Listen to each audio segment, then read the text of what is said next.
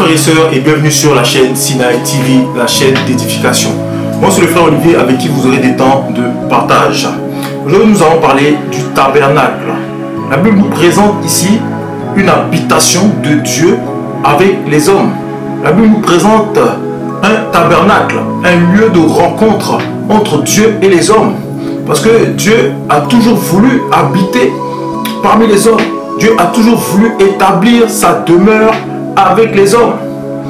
Depuis la création, depuis le premier homme qui a chuté, dans Genèse 3, 22, lorsque l'homme a été séduit par le serpent, le Seigneur le chassa du jardin. On a vu là qu'il y a une séparation entre Dieu et l'homme. L'homme ne pouvait plus résider dans la présence de Dieu. L'homme ne pouvait plus rester dans la présence de Dieu et Dieu le chassa littéralement du jardin. Il dit en Genèse chapitre 3, 22, voici que l'homme est devenu que comme l'un de nous pour la connaissance du bien et du mal, empêchant-le d'avoir accès à l'arbre de vie, d'en manger et de vivre éternellement. Et Dieu posta des chérubins avec une épée flamboyante pour l'empêcher d'avoir accès à l'arbre de vie. Dieu posta des chérubins sur le chemin qui menait à l'arbre de vie. Donc on voit là ici qu'il y a une séparation entre le Créateur et sa créature. Et aujourd'hui, beaucoup d'hommes qui n'ont pas été renouvelés par le Saint-Esprit, beaucoup d'hommes n'ayant pas accepté Jésus-Christ comme Seigneur et Sauveur, afin de recevoir le Saint-Esprit et être renouvelés dans leur intelligence, ne comprennent pas, d'accord, l'origine de cette séparation, ne comprennent pas pourquoi Dieu est séparé de l'homme. Et beaucoup disent, mais si Dieu existe, pourquoi est-il séparé de nous? Si Dieu existe, pourquoi regarde-t-il avec tant de condescendance, avec tant de laxisme, les souffrances des hommes? La Bible dit dans 1 Corinthiens 1, 18, que la prédication de la croix est une folie pour ceux qui périssent. Mais pour nous qui sommes sauvés, elle est une puissance de Dieu. La prédication de la croix est une folie. Et la Bible dit que l'homme animal ne peut comprendre les choses de l'esprit, car c'est spirituellement qu'on en juge. L'homme animal ne peut comprendre les choses de l'esprit, car elles sont une folie pour lui. Il ne peut comprendre les choses de l'esprit. Et l'homme animal est emmené à se poser des questions sur la relation que Dieu peut avoir avec l'homme, malgré que l'homme ne puisse entrer pleinement dans la présence de Dieu. L'homme animal ne peut comprendre la séparation qui s'est effectuée entre Dieu et les hommes. Et la Bible affirme que Dieu a voulu établir sa demeure avec les hommes, malgré que l'homme ait été chassé du jardin. Nous allons prendre Exode 25, à partir du verset 8. Ils me feront un sanctuaire et j'habiterai au milieu d'eux. Vous ferez ce tabernacle et tous ses ustensiles d'après le modèle que je vous montrerai. Donc le Seigneur ici veut établir un tabernacle, une demeure qui lui permettra d'habiter avec l'homme, avec le peuple qui s'est choisi. Et ici, le peuple d'Israël avait été choisi en premier lieu pour établir sa demeure, une demeure provisoire, selon un modèle qui existait. Et la Bible nous présente un tabernacle terrestre qui est l'imitation du véritable. Parce que dans le ciel, il existe, ce tabernacle existe, la représentation terrestre existe dans le ciel. Et on nous dit quand vous prenez Hébreux 9 à partir du verset 11, on nous dit que Christ, après avoir versé son sang sur la croix, après s'être offert en sacrifice, a traversé le tabernacle, plus grand et plus parfait qu'il n'est pas de cette création. Et on nous dit encore, toujours dans Hébreux 9, que ce n'est pas dans un tabernacle fait de main d'homme qu'il a traversé. Ce n'est pas dans un sanctuaire en imitation du véritable qu'il est entré, mais il est entré dans le ciel même, afin de comparaître pour nous devant la face de Dieu. Nous voyons l'existence d'un tabernacle, d'un lieu de rencontre, entre Dieu et les hommes.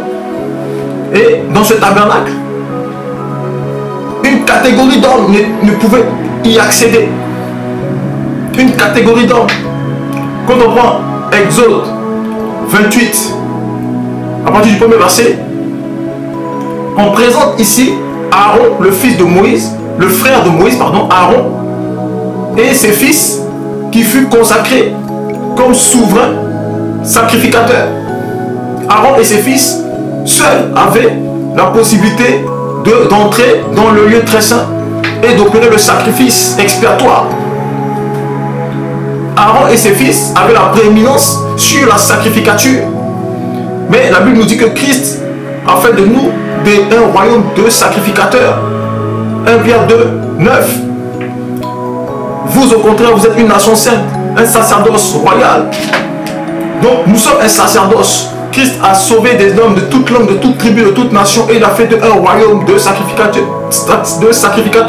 Apocalypse 5, verset 9. Donc, nous sommes un royaume de sacrificateurs, et nous avons la capacité maintenant d'entrer dans le lieu très saint.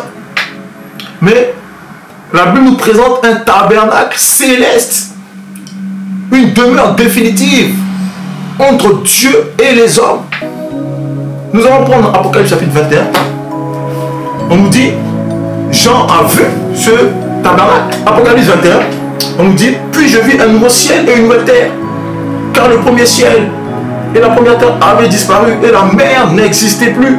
Je vis descendre du ciel, d'auprès de Dieu, la ville sainte, la nouvelle Jérusalem, préparée comme une épouse pour son époux. J'ai entendu une voix forte qui disait, voici le tabernacle de Dieu avec les hommes. Nous sommes au verset 3. J'ai entendu une voix forte qui disait, voici le tabernacle de Dieu avec les hommes. Il habitera avec eux. Donc là, ici, on nous présente un tabernacle céleste, là où Dieu résidera avec les hommes, là où Dieu aura sa demeure avec les hommes. Ce jour arrivera où Dieu lui-même habitera avec les hommes. Ce jour où la rencontre entre le Créateur et sa créature prendra forme. Ce jour, ce sera une réalité. On nous dit encore, Dieu lui-même sera avec eux. Il sera leur Dieu, il essuiera toute larme de leurs yeux. La mort ne sera plus, il n'y aura plus ni deuil, ni cri, ni souffrance, car ces choses ont disparu. Oui, Dieu voit nos souffrances. Et ce jour, il a fixé un jour où tous ceux qui auront accepté le plan du salut au travers de Jésus-Christ, tous ceux qui seront lavés par le sang de Christ, car Hébreux 9, 22 nous dit que sans effusion de sang, il n'y a pas de pardon, que Christ est une victime expiatoire. 1 Jean chapitre 2, à partir du premier verset, on nous dit que si nous avons péché, nous avons un avocat auprès du Père, Jésus-Christ le juste, qui fut une victime expiatoire pour nos péchés. Et Christ a servi d'expiation pour nos péchés. Et tous ceux qui auront accepté le sacrifice de Christ à la croix, tous ceux qui seront lavés par le sang de Christ, tous ceux qui seront justifiés par le sang de Christ, auront accès à ce tabernacle céleste, seront dans la félicité de Dieu, pourront rencontrer Dieu lui-même, leur créateur. Il n'y aura plus de souffrance, la mort aura disparu. Toi qui pleurais, toi qui pleures parce que tu as perdu un parent, tu as perdu un ami, toi qui as vu un ami, ta femme ou ton enfant être emporté par cette puissance qui est la mort, cette puissance qui ne tient pas compte de l'âge, du rang social, cette puissance qui ne tient pas compte des finances, cette puissance qui ne tient pas compte de la position sociale. Oui, cette puissance qui est la mort n'existera plus.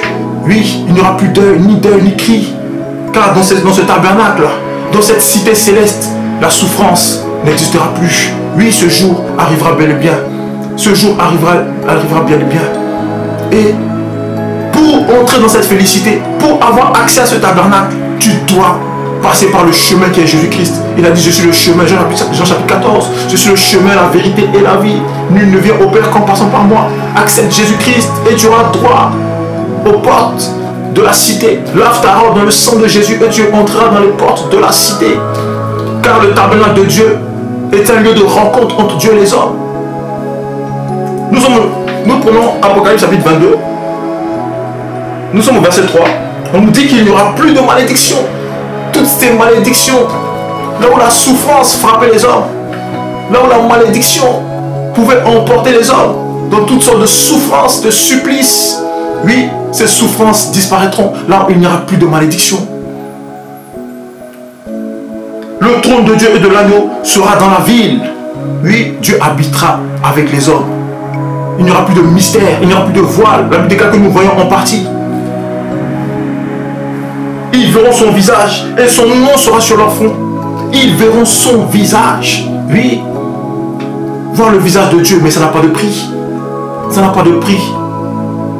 Pour des riches, es-tu prêt à perdre ce salut, à perdre ce salut éternel que t'offre Jésus-Christ pour des choses passagères? La Bible déclare que les choses de ce monde sont passagères, que nous sommes étrangers et voyageurs sur la terre.